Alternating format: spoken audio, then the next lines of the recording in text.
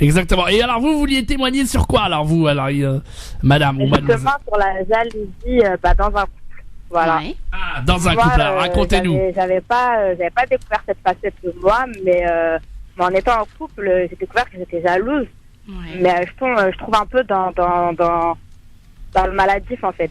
D'accord. Mais j'estime que c'est pas de ma faute en fait, que c'est de la faute de la personne qui est en face de moi, parce qu'elle m'a pas mise en confiance totalement. Donc pour moi la jalousie en fait elle a été faite par lui en fait. D'accord. Qu'est-ce qu'il a fait?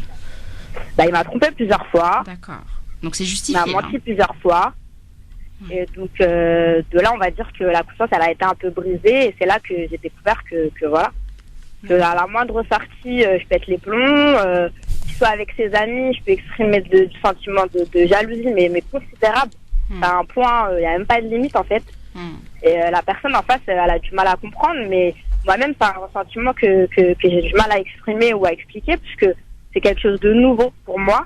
Et c'est quand même difficile à admettre déjà qu'on soit jalouse, puisque c'est pas toujours bien vu. Et voilà. Ouais.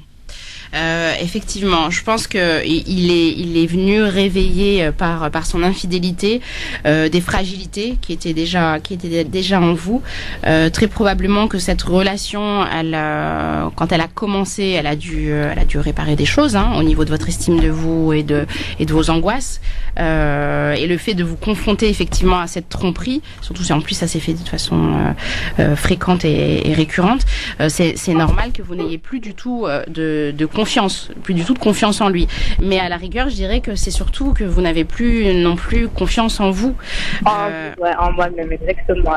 Alors, qu'est-ce que vous faites? Qu'est-ce qui vous fait dire que vous êtes une jalouse maladive? En tout cas, une jalouse...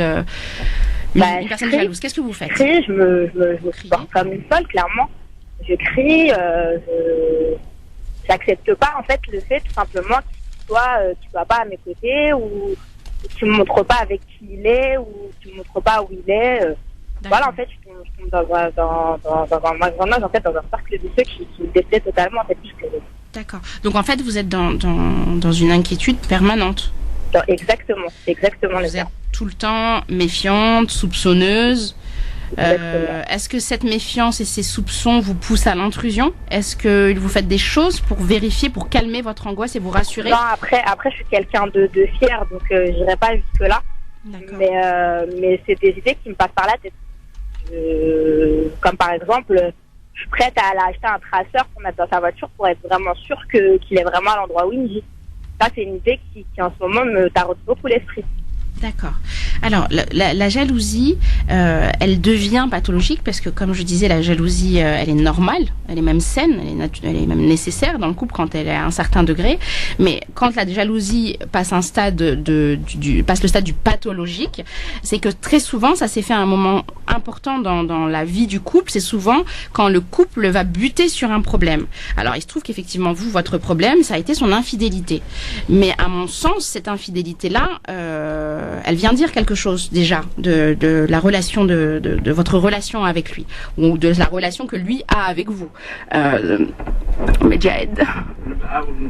Pardon. Oui. Non, c'est parce que j'entendais plus. Pardon. Non, mais parce qu'il faut faire attention juste au fil là. Ouais, c'est bon, ça marche. Là, c'est bien. Oui. Donc. Là où on parle de jalousie pathologique, c'est quand on commence à être méfiant, intrusif, etc. Donc vous n'êtes pas du tout, vous faites pas de vérification, vous fouillez pas les poches, les agendas, non, téléphone, d'accord. Non, téléphone, j'ai pas le droit. Il me dit que non, il ne veut pas me le laisser. Alors comment pas le droit au code. Toutefois, j'ai beaucoup, en fait, je surveille beaucoup, donc j'essaie quand même d'essayer d'avoir le code ou quoi. Il va voir que je l'ai vu, il va changer tout de suite. D'accord. Alors, votre jalousie... Ça, par exemple, ça me rend folle.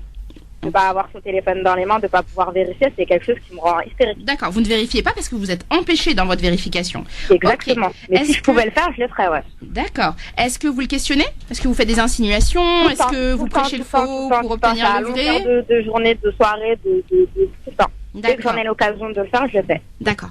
C'était où, avec qui, pourquoi, non, tu mens. Donc au final, ça sert à rien que je pose des questions, parce que je suis bornée que sur mes réponses à moi-même, en fait.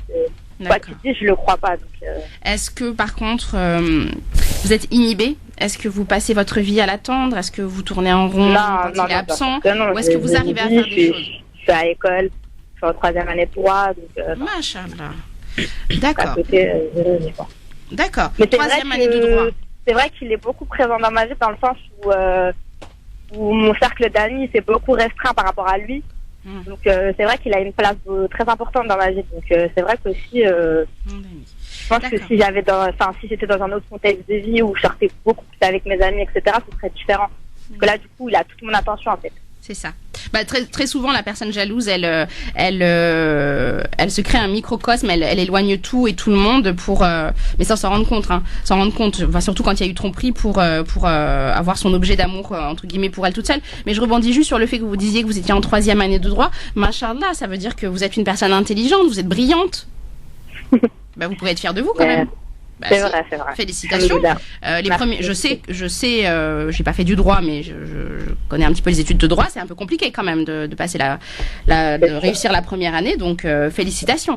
Une chose qu'on rencontre très fréquemment chez les personnes qui sont jalouses, c'est les expériences d'abandon ou de privation dans leur enfance.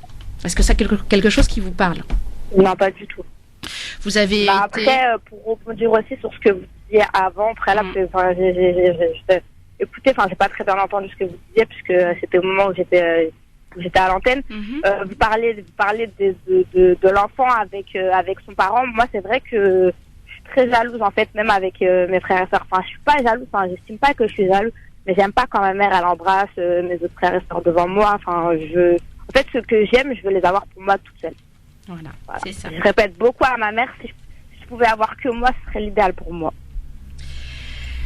Exactement. Non, je pense vraiment qu'il faut que vous repreniez confiance en vous.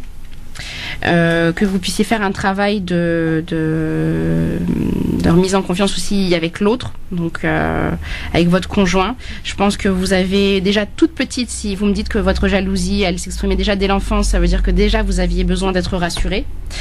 Déjà, à mon sens, et peut-être être rassurée, c'est quelque chose j'ai toujours besoin de ça en fait. Ouais. Je crois à mon sens, vous avez peut-être manqué, je ne sais pas du tout comment les choses se sont passées, mais en tout cas peut-être qu'avez-vous manqué de la sensation d'avoir de la valeur aux yeux, en tout cas de vos parents. Effectivement. C'est pas quelque chose dont j'ai manqué, non, au contraire. Ouais. Je sais que je suis valorisée par rapport justement notamment à mes études. Donc non, je sais pas. C'est peut-être que j'ai voulu plus. Peut-être mes attentes ils étaient plus importantes que les autres et que peut-être par rapport à ce manque que moi j'ai ressenti, ça a créé un fossé, peut-être, c'est vrai. Ouais.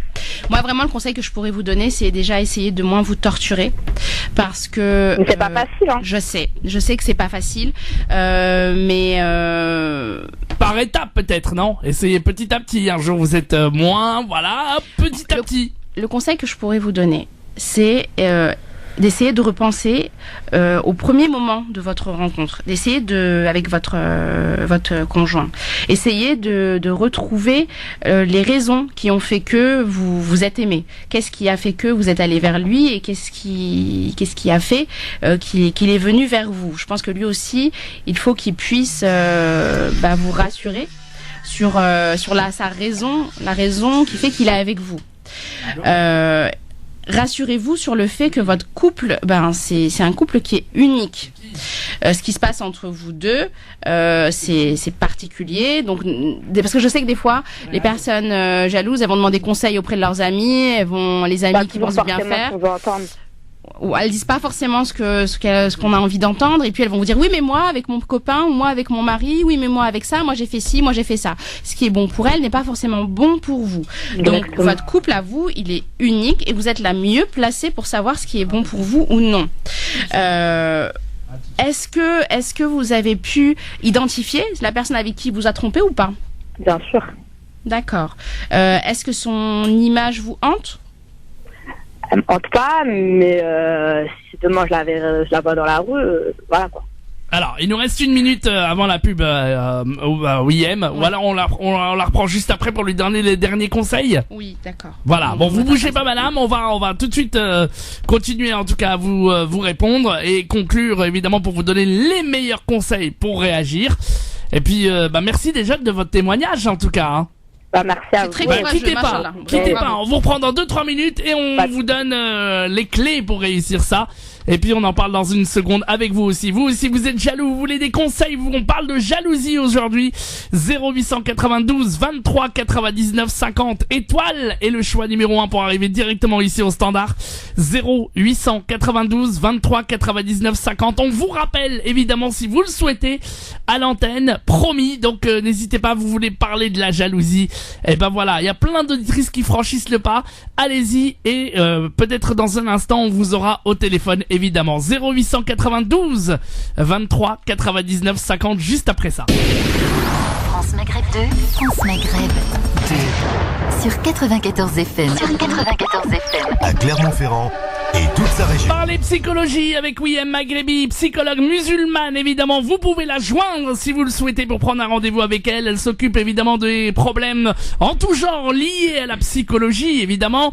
Et puis elle rencontre les enfants, les couples, les problèmes en tout genre évidemment. Pour la joindre, vous pouvez l'appeler au 06 25 17 65 36. Je répète 06 25 17 65 36.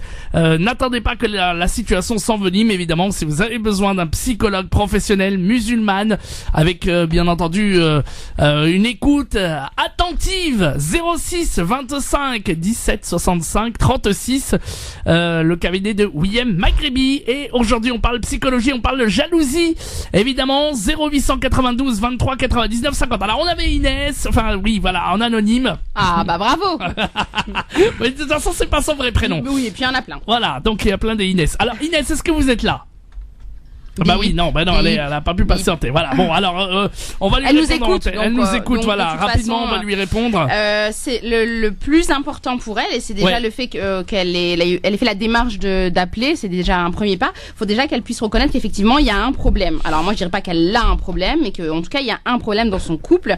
Donc il faudrait pouvoir penser à débuter ou amorcer une psychothérapie pour qu'elle puisse identifier ses peurs, les causes profondes qui ont structurer sa personnalité, et puis essayer de déprogrammer, donc par une TCC éventuellement, de déprogrammer, thérapie cognitivo-comportementale, de déprogrammer ces comportements qui sont plutôt répétitifs et sa crainte de l'abandon.